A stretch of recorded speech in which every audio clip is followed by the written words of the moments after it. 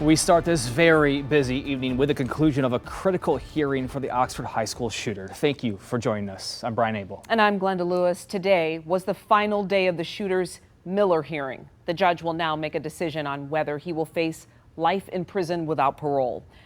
We do have team coverage from the courthouse in Pontiac tonight. Simon Shaquette, who's been following this case every step of the way, standing by with reaction. But we start with 7 Action News reporter Kimberly Craig on what happened today in court.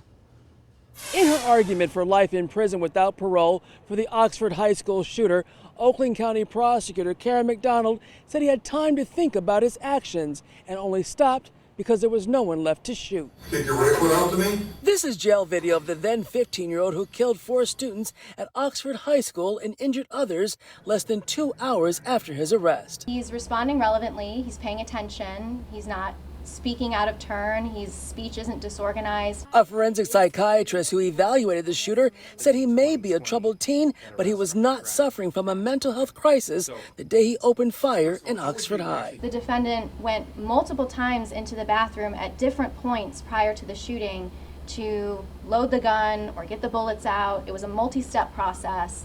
And that suggests that he had the capacity for delay. But defense attorneys suggested that the teenage shooter was sorry and struggling with his actions even as he carried them out. And he told you, I felt like I had to say I was remorseful when it first happened, but that's what I actually feel now.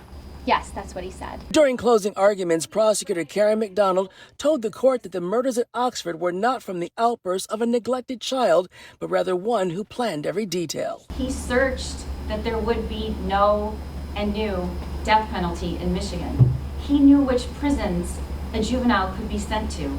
He knew that he would be sentenced to a life without parole. He knew the average response time of law enforcement that it takes to get to a school once a school shooting is reported. The defense argued that the defendant should get the chance to get out of prison one day, saying he can be rehabilitated. He was left to cope with his fears himself, so he turned to violent video games, violent movies, and violent websites. He expressly contemplated these consequences through his journal and acknowledged that he would be spending the rest of his life in prison, and wrote the following: I'm about to shoot up the school and spend the rest of my life in prison. So yeah, I'm going to prison for life, and many people have about 1 day to live. I stand here today and I ask you to sentence the shooter to life without parole. The judge is expected to have his decision in the next 35 to 45 days. In Pontiac, Kimberly Craig, 7 Action News. And the hearing obviously emotional for the families of the victims of the Oxford High School shooting. Hannah St. Juliana, Tate Meir, Madison Baldwin, and Justin Schilling all losing their lives in that mass shooting.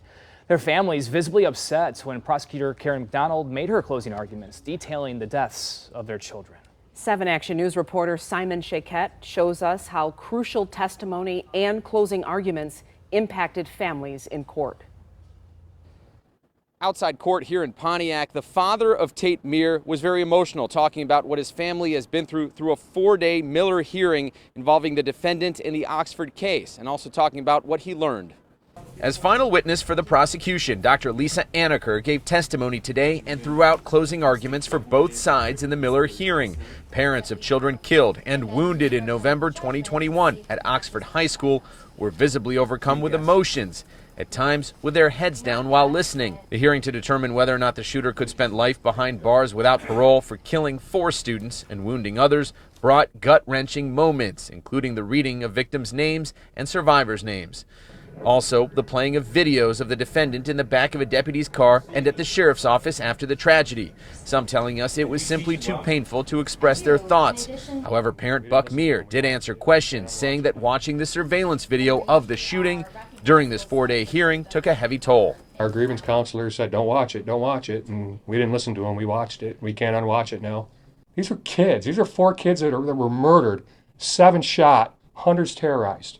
Coming up at 6, what more came out of closing arguments and how families say the shooter's ultimate sentence could play a role in their eventual healing. Simon Shaquette, 7 Action News. We'll see you at 6, Simon. Thank you.